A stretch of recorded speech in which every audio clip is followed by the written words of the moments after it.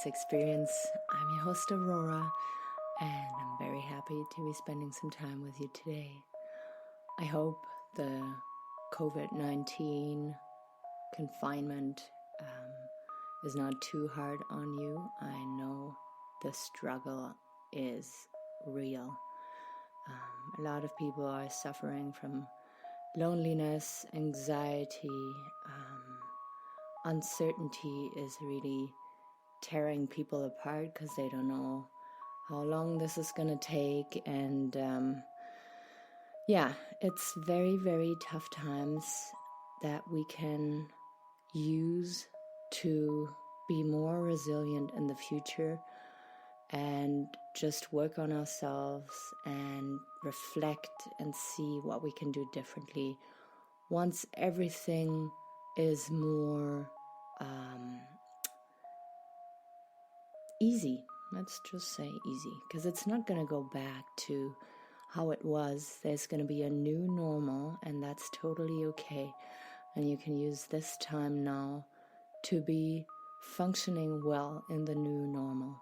We all don't know how it's going to look like, but the stronger the connection you have with yourself, the better you know who you are, what you need, the stress you can take and the stress you can't take, the things you want to allow in your life or the things you want to discard, like not have in your life anymore.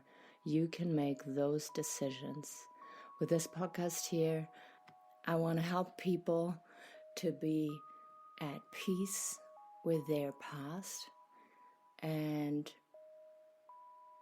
maybe even teach a radical acceptance, because if you want to go out there and be a functioning member of society, you need to know what you have to forgive yourself, what you finally have to let go in order to focus on the present and the future.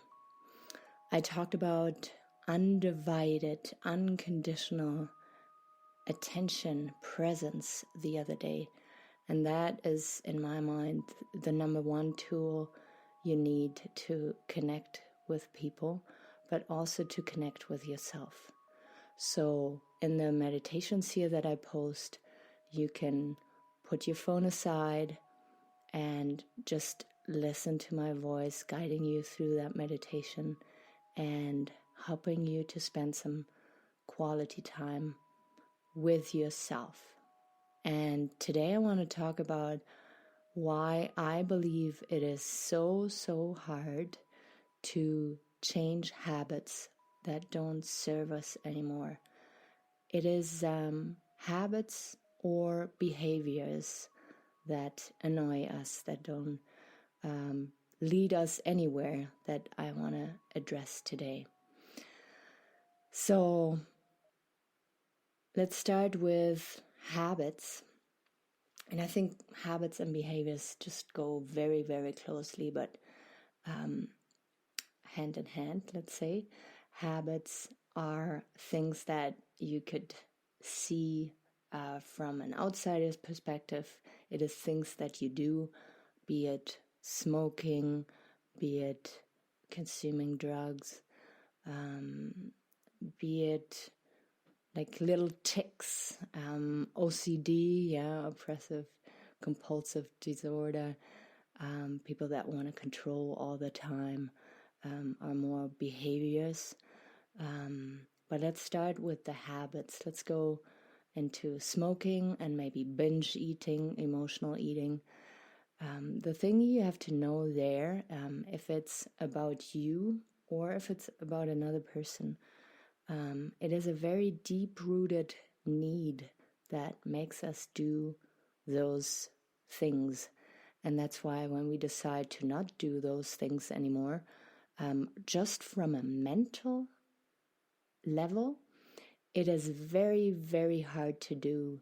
Of course, you can muscle through and you can force yourself to give up that habit, but a more sustainable way to approach this would be to go back in time and really find out what the need is that those habits are fulfilling. So when it comes to food, I gave you an example a couple of episodes ago.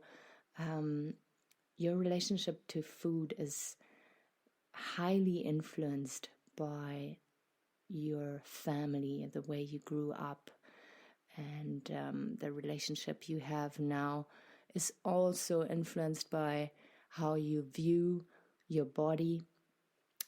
A lot of people who binge eat feel shame and don't like their body at all.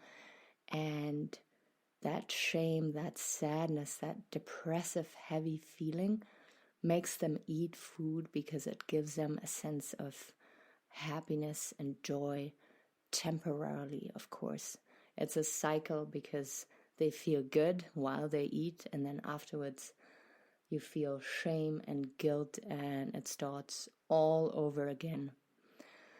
When it comes to emotional eating, it's pretty similar too. You experience an emotion that you don't want to experience, be it loneliness or anxiety.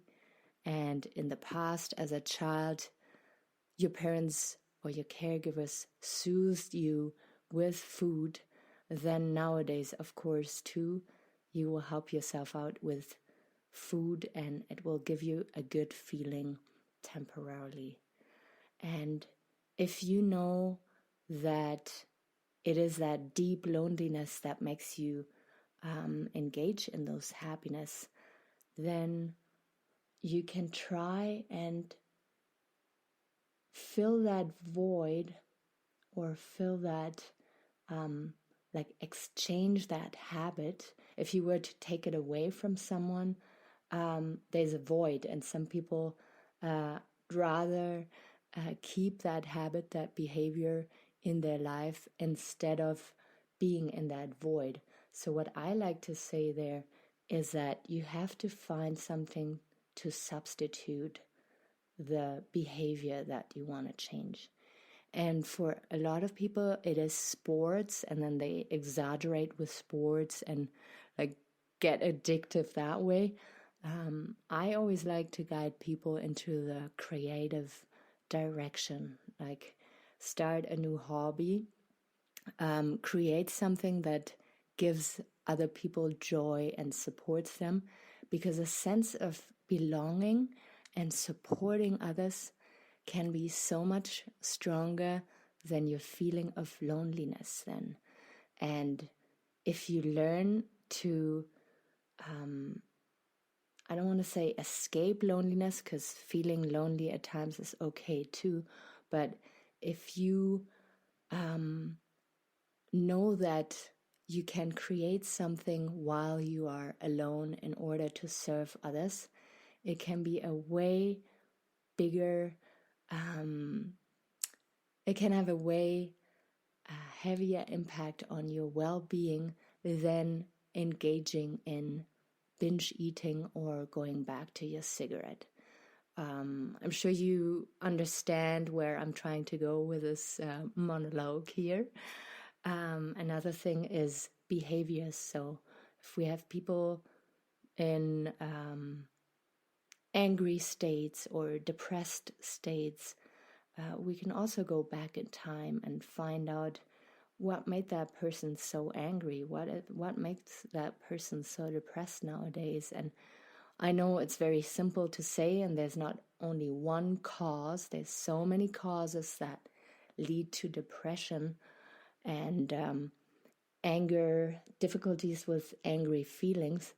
But it is a start to go back and to see what happened for me to feel that way, and how can I help myself out there again, and how can I learn to express myself in different ways, in ways that people want to listen to me, people want to help me. And when it comes to depression, it is so critical to not isolate and to talk to someone professionally, and to be really honest with how you feel, And when it comes to anger management and you're not happy with how you react in certain situations, you can also go back and see that anger is kind of a second level emotion, and underneath there's always something else going on. It can be guilt, it can be shame, it can be sadness, but you learn to react angry because it gives you some sense of power. You feel people are listening to you. You feel you're not a whiny little bitch, but you are an angry, powerful person. But anger only goes so far and pushes people away, and raw honesty, being honest with your people that are around you and vulnerable, can bring you so much more in life. So in this episode, I just start talking about change and why it is so hard to change. I think I want to make it very clear that it is extreme hard work to change habits and behavior, and to wanting to grow out from a box that makes you feel bad about yourself or doesn't fit you anymore, a lifestyle that is not good for you anymore. Know that your previous lifestyle served you up until now, and now you want to create space and kind of paint a frame on the wall and picture where you want to go. So if you are struggling with binge eating, then see yourself not being binge eating anymore and being at a very peaceful state with yourself when you are alone, and creating something for other people, or just being good with who you are. And when it comes to habits, like smoking, picture yourself not smoking. Picture your nails beautiful and shiny, your teeth nice and white, your lungs beautiful and fresh. So really have that picture in front of you of where you want to go after letting go of your old habits. And the same goes for behavior, be it anger or having a tendency to isolate and avoid people when you don't feel good. Picture yourself how you would interact in the future, how you would be able to express yourself clearly and people would understand you, and you would have deeper and more meaningful relationships because you are facing your shit and you want to get rid of old stuff that is not good for you anymore. So it is very important to see what led you to have that habit, that behavior. Go deep, look at it, and then let go of it. And at the same time, picture yourself with new habits, the new you, the new person you want to be. And then we can be all more successful in changing and growing. And growing is such a hard work and very challenging at times. But I'm sure if you followed me for a little bit now, it is so worth it because it brings you back to yourself and it opens up a totally new world. Thank you for listening to the Borealis Experience. I love it so much to have someone of you on my Instagram now. I just started it a couple days ago, and it just fills me with joy that people enjoy my content and really are there and spend time with me and don't want to fall into depression and don't want to fall into get sucked into those tough times that COVID is offering us right now. So from the bottom of my heart, thank you so much for listening and for being curious about my work here. Take good care of yourself, and we'll talk very soon again. Bye-bye, your host, Aurora.